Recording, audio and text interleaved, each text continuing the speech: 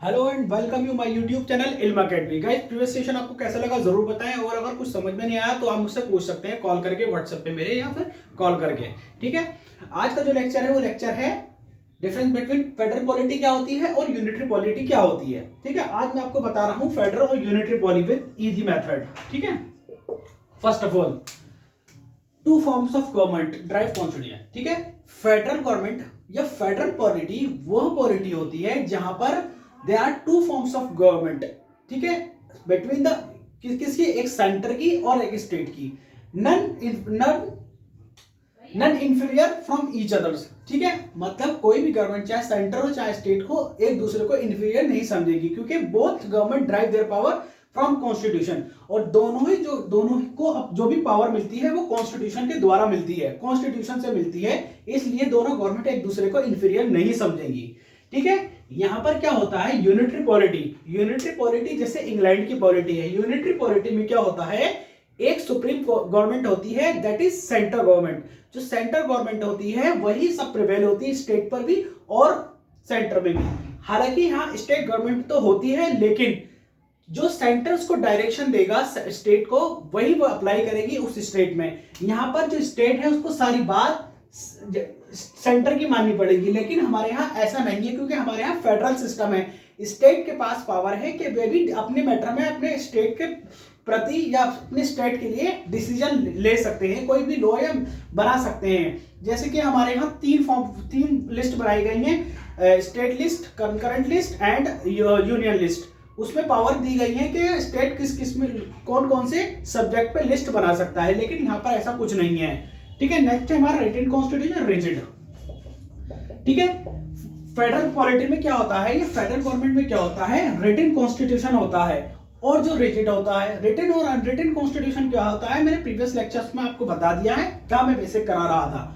ये एडवांस है थोड़ा, यहाँ पर वो नहीं करा रहा हूं मैं, वो जो न्यू स्टूडेंट है वो पीछे देख सकते हैं। रिटन कॉन्स्टिट्यूशन फेडरल पॉलिटी में रिटन कॉन्स्टिट्यूशन होना जरूरी है, और वह रिजिड होगा। और जहां पर जो कॉन्स्टिट्यूशन है वो सुप्रीम है, जिसने बता दिया है कि सेंटर की पावर ये है और स्टेट की पावर ये है। यूनियन लिस्ट और स्टेट लिस्ट जो हमारे यहाँ है उसमें बता दिया गया है कि फेडरल सिस्टम में सेंटर की ये पावर है और स्टेट की ये पावर है, और वे इन सब्जेक्ट पर लॉ बना सकते हैं। और यहाँ पर जो कॉन्स्टिट्यूशन होता है वो रिजिड होता है, मतलब टफ होता है अमेंडमेंट करना। लेकिन हमारा जो कॉन्स्टिट्यूशन है वो सिंथेसिस ऑफ बोथ है। यहाँ हम जरूरत पड़ने पर अमेंडमेंट कर सकते हैं, लेकिन इतना इजी से एकदम कुछ नहीं है कि कुछ भी अमेंडमेंट कर दें। जैसे कि यहाँ पर रिटन कॉन्स्टिट्यूशन भी हो सकता है और अनरिटन कॉन्स्टिट्यूशन भी हो सकता है, किसमें, यूनिटरी पॉलिटी में। यहाँ पर जो कॉन्स्टिट्यूशन होता है वो फ्लेक्सिबल होता है, यहाँ पर अमेंडमेंट करना बहुत इजी होता है, किसी भी सब्जेक्ट को या किसी भी प्रोविजन या किसी भी आर्टिकल को लेकर यहाँ पर इजीली अमेंडमेंट किया जा सकता है। लेकिन हमारे यहाँ ऐसा नहीं है, जरूरत पड़ने पर होता है। हालांकि हमारा जो है बोथ सिंथेसिस है, रिजिड भी है और फ्लेक्सिबल भी है, इसलिए हमारा जो कॉन्स्टिट्यूशन है वो रिजिड है। ठीक है, नेक्स्ट है हमारा इंडिपेंडेंट जुडिशरी। फेडरल पॉलिटी में क्या होता है, एक इंडिपेंडेंट जुडिशरी होती है जो सुप्रीम होती है। ठीक है, अगर सेंटर और स्टेट के बीच में किसी भी सब्जेक्ट को या किसी भी मतलब कानून को लेकर या किसी भी बात को लेकर विवाद हो गया है, centre between the centre and the state, यहाँ पर जो सुप्रीम कोर्ट होता है वो आर्बिट्रेटर्स होता है। सुप्रीम कोर्ट आर्बिट्रेटर्स होता है, जो मतलब ये बताता है कि बिटवीन द के सेंटर की पावर ये है और स्टेट की पावर ये है, आप दोनों मत लड़ो, जिससे फेडरल गवर्नमेंट या फेडरल पॉलिटी डिस्टर्ब ना हो।